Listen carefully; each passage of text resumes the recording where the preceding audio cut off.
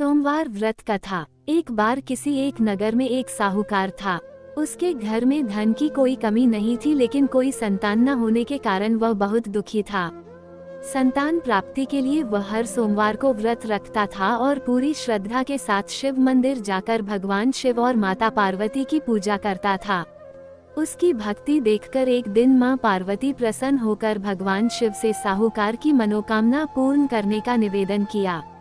पार्वती जी के आग्रह पर भगवान शिव ने कहा कि हे पार्वती, इस संसार में हर प्राणी को उसके कर्मों का फल मिलता है और जिसके भाग्य में जो हो उसे भोगना ही पड़ता है। लेकिन पार्वती जी ने साहूकार की भक्ति देखकर उसकी मनोकामना पूर्ण करने की इच्छा व्यक्त की। माता पार्वती के आग्रह पर शिवजी ने साहूकार को पुत्र प्राप्ति का वरदान तो दिया, लेकिन उन्होंने बताया कि यह बालक 12 वर्ष तक ही जीवित रहेगा। माता पार्वती और भगवान शिव की बातचीत को साहूकार सुन रहा था, इसलिए उसे ना तो इस बात की खुशी थी और ना ही दुख। वह पहले की भांति शिवजी की पूजा करता रहा। कुछ समय के बाद साहूकार की पत्नी ने एक पुत्र को जन्म दिया। जब वह बालक 11 वर्ष का हुआ तो उसे पढ़ने के लिए काशी भेज दिया गया। साहूकार ने पुत्र के मामा को बुलाकर उसे बहुत सारा धन देते हुए कहा कि तुम इस बालक को काशी विद्या प्राप्ति के लिए ले जाओ। तुम लोग रास्ते में यज्ञ कराते जाना और ब्राह्मणों को भोजन दक्षिणा देते हुए जाना। दोनों मामा भांजे इसी तरह यज्ञ कराते और ब्राह्मणों को दान दक्षिणा देते काशी नगरी निकल पड़े। इस दौरान रात में एक नगर पड़ा जहां नगर के राजा की कन्या का विवाह था, लेकिन जिस राजकुमार से उसका विवाह होने वाला था वह एक आंख से काना था। राजकुमार के पिता ने अपने पुत्र के काना होने की बात को छुपाने के लिए सोचा क्यों न उसने साहूकार के पुत्र को दूल्हा बनाकर राजकुमारी से विवाह करा दूं। विवाह के बाद इसको धन देकर विदा कर दूंगा और राजकुमारी को अपने नगर ले जाऊंगा। लड़के को दूल्हे के वस्त्र पहनाकर राजकुमारी से विवाह करा दिया गया। साहूकार का पुत्र ईमानदार था, उसे यह बात सही नहीं लगी, इसलिए उसने अवसर पाकर राजकुमारी के दुपट्टे पर लिखा कि तुम्हारा विवाह तो मेरे साथ हुआ है, लेकिन जिस राजकुमार के संग तुम्हें भेजा जाएगा वह एक आंख से काना है।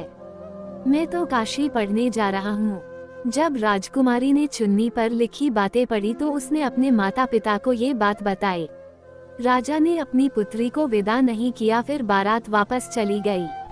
दूसरी ओर साहूकार का लड़का और उसका मामा काशी पहुंचे और वहां जाकर उन्होंने यज्ञ किया। जिस दिन लड़का 12 साल का हुआ उस दिन भी यज्ञ का आयोजन था। लड़के ने अपने मामा से कहा कि मेरी तबीयत कुछ ठीक नहीं है।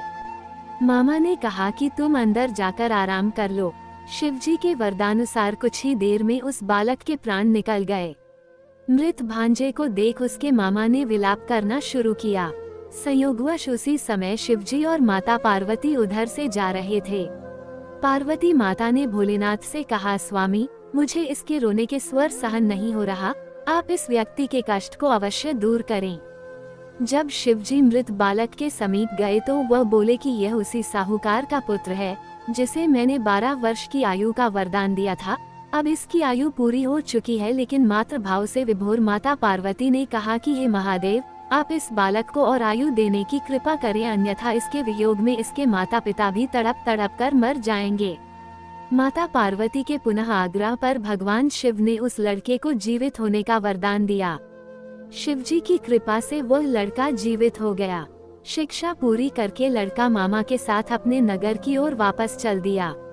दोनों चलते हुए उसी नगर में पहुँचे जहाँ उसका विवाह हुआ था।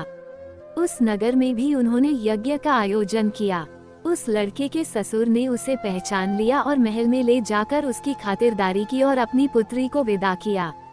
इधर साहूकार और उसकी पत्नी भूखे प्यासे रहकर बेटे की प्रतीक्षा कर रहे थे। उन्होंने प्रण कर रखा था कि यदि उन्हें अपने बेटे की मृत्यु का समाचार मिला तो वह भी प्राण त्याग देंगे, परंतु अपने बेटे के जीवित होने का समाचार पाकर वह बेहद प्रसन्न हुए। उसी रात भगवान शिव ने साहूकार के स्वप्न में आकर कहा, हे श्रेष्ठी, मैंने तेरे सोमवार के व्रत करने और व्रत कथा सुनने से प्रसन्न होकर तेरे पुत्र को लंबी आयु प्रदान की है। इसी प्रकार जो कोई सोमवार व्रत करता है या कथा सुनता और पढ़ता है उसके सभी दुख दूर होते हैं और सभी मनोकामनाएं पूर्ण होती हैं। सुनने के लिए धन्यवाद। बोलो शंकर भगवान की जय।